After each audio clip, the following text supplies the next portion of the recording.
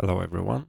Today I'll show you how I created this scene in just a single day with the help of PCG to prototype this entire level inspired by Lord of the Rings Minas Morgul city.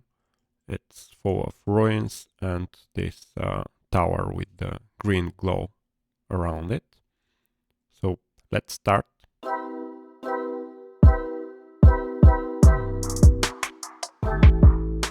So the first thing I started is creating a tool with PCG that will create these arc pathways. For everything I created, I used the Dark Ruins Megascan sample. So for free you can get it on FAP and you can follow along or create some other type of scene with it. But the important part here is the workflow. By creating this simple PCG tools, it speeds up a lot the creation of the entire level. So the first tool I created was for this path with these arches. So it's just a spline sampler, which samples the spline on a fixed distance, which is the length of this arch. And then on each point, it will spawn this arch and a couple of column pieces below it, in order to connect the arches to the floor. And then at the end, it will spawn this path piece sitting on top of the arches. It will get the full length of the spline. You can do that by getting the spline sampler to save in the attributes the length for each point, then getting the last point, and in the attributes for the last point, you will have the length of the spline. So divide that by the length of your mesh that you're trying to place, or if you're placing it multiple times, divide by the length multiplied by the times you will be placing it, and you should be fine covering your entire spline with this mesh or multiple meshes. And in this way, I've put a single PCG volume around the full level, and it's searching for splines with a tag in the full level, and for each spline with this tag it will create this pathway. So you'll see later when creating the level, we are just copying the splines and manipulating the length of them in order to fill in the pathways everywhere we want to. So the last feature of this pathway PCG graph is to add these random ruins on top of the arches. So just grab a couple of the ruined meshes and spawn them along the spline.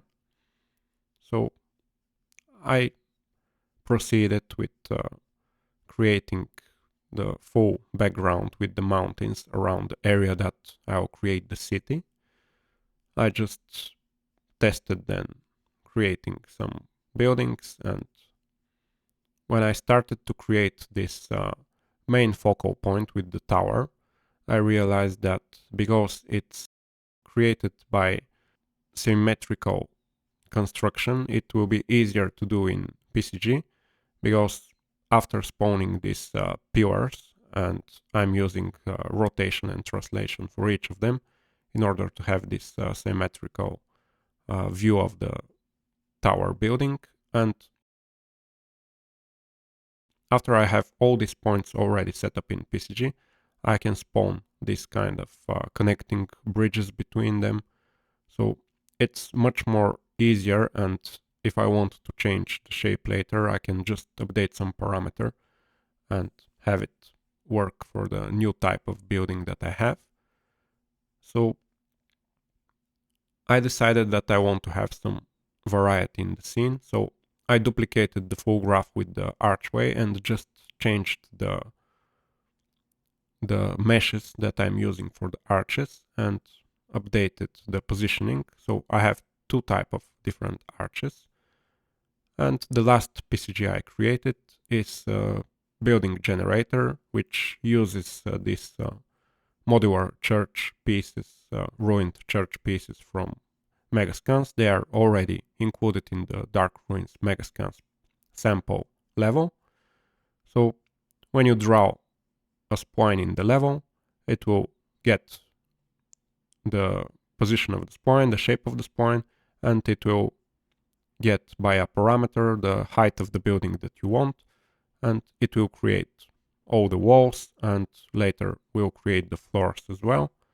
So with this tool you can easily fill in all your city with different shape of buildings, different kind of buildings like towers or small warehouses or something like this, but they'll all be automatically generated by just adjusting the shape of the spline. So this speeds up immensely the creation of the city. And here I'm just adding the floors, and these are tools for prototyping, so it's not important to be 100% precise with everything. They just need to cover the visual area in order to not have gaps between the floors, so you see the building behind it in the windows or something like this. Adding some randomized rubble on top of the building in order to have more detail. And as you can see, with just some simple PCG graphs,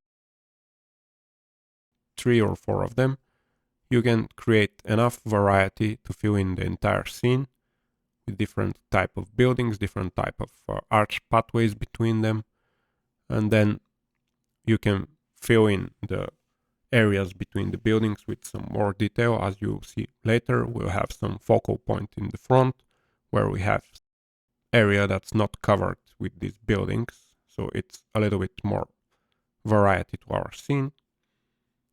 So to draw in more attention to this tower, I'm adding some local fog and whites, and these local fog and whites are copied from the Megascans demo scene. It's the same fog that they used for the scene over there. So just copy the fog, and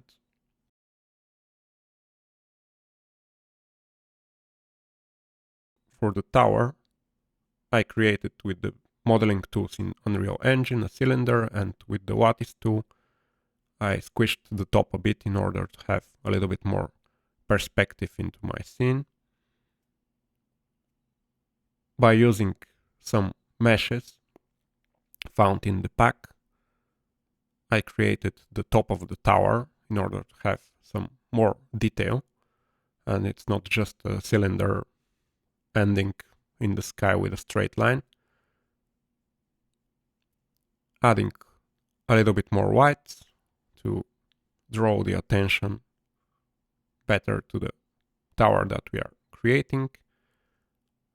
And then by using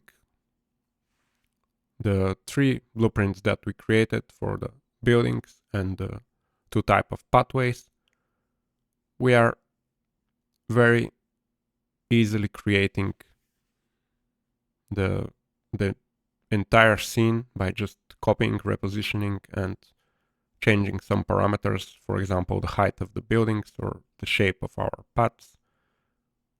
So as you can see, I'm adding different type of pathways on top of each other to create a little bit more variety. I'm editing the height of the buildings in order to not hide the tower in the background, so it's easier to spot from all places within our level. And here I decided that in this space in the front, in the foreground, I'll create some area which is not covered by buildings, so we have a little bit more variety by having this type of dirt covered area. And the material that all of the meshes are using, the master material, has some wetness based on the world Z position, so it blends very nicely all the meshes that you place near the horizon line. So it's very easy to get good results. And let's look with a little bit more focus now on how the tools work. So as you can see, the entire scene is filled with these buildings, these arched pathways, the different types of them, and this scaffolding is just taken from the Megascans pack. They have these level instances already created, so it looks great. It adds a little bit more detail, and we have a little bit of trees scattered around in the areas that add a little bit more detail to the scene, like for example here, by adding these trees on top of the silhouette of the mountain behind, it adds a lot of detail. It makes the scene look much more realistic by having otherwise just a straight line here or something like this. So let's see how all these PCG graphs work. Here I prepared some empty area so I can show you. The trees which we are placing here on top of the cliffs is just a surface sampler which filters by density. We are using normal to density, so when we have a steep cliff, we don't place trees on top of the cliff, and then we are randomizing the rotation, and by using absolute rotation we are making sure the trees are pointing up and they are just randomizing rotation in the z-axis, then choosing half of them in order to have more variety in the placement, and spawning just these two type of trees that are included in the pack. So nothing special, as you can see, for the trees, is just fast graph that's used in a couple of places to add a little bit more detail. So let's see the graph for the arches. So it's already placed in the scene. It's a single volume for the full level, and we are using different splines. I'll copy one of them in order to show you. So let me hit the G key in order to show the spline. So as you can see, I have this spline in my level, and you can create it going in the modeling section, draw spline, and draw a spline somewhere in the level.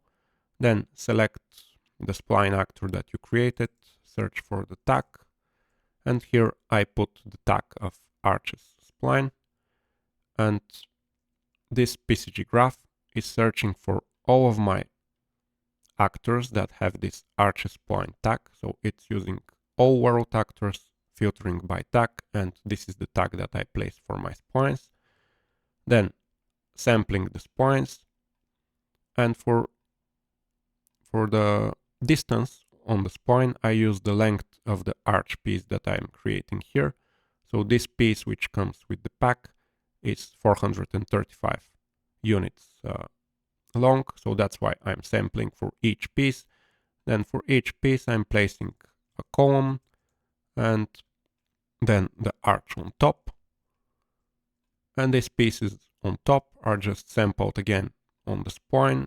For on top of each column there's a random piece, and I'm just selecting a couple of them in order to make the distribution look a little bit more random.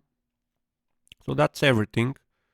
The other parts are just some calculations how to rotate the pieces or something like this in order to fit better, but nothing special, as you can see. So the other graph is the same, almost the same, but it's spawning different type of meshes. So it's searching for another tag, solid arches spline. So if I change the tag here into the level, you can see it's placing the other type of arch pathway. So the graph is copied, but I'm just placing the piece on top and the arches, which are in this case the full piece, not only the arch, and to have additional columns. And I just disabled these additional column pieces into my spawning. I can delete the entire graph here on top. It's not using any of that. I'm just spawning these arches and then calculating the size and spawning my floor on top. nothing special again. So the last piece is the building PCG graph. Again, it's a very simple piece. These are just the constant values of all the pieces that I want to place with my shape grammar string here. So I have 4 types of walls, and I want to place random wall for each of them, and I have a string with a symbol name for wall 1 to 4. I have W1, W2, W3, W4, and for each of them I have connected a mesh and a material override in order to create the pieces for my modules. And I'm subdividing the spline with a random piece for each of them. Nothing special. I'm getting the spline data from my blueprint, so this building PCG is used in this blueprint, and when I edit the shape of the spline, it's creating this type of random building that we have here. So on the top floor, it's adding some random stones and rubble and this type of ruined walls. So it adds a little bit more detail of the silhouette of all the buildings. So it looks a little bit more interesting in our city here. So this very fast workflow to cover a big area with a lot of detail, and then you can find the areas that you want to have a little bit more detail and variety, and manually place the meshes that you feel are adding this kind of detail that you need. So this entire scene, together with the creation of the tools, created just a single day, couple of hours. From here, you can start editing each building and adding a little bit more detail. Of course, it's not considered a final scene, but I hope that you like this workflow, creating simple tools, adding general detail in your scene, and then working from there. So guys, hope you like this video. If you like it and want to see more like this, please subscribe for the channel. It will help me a lot. If you join the channel, you can watch the videos a week earlier. And for everybody that joined the channel, I'll create a post in the channel that will have the links to download all of these different graphs that I created. Just paste them into your Dark Ruins Megascan sample level, and you can use them and you can see how they're made. So I hope this will help you, and I'll see you in the next tutorial. Bye.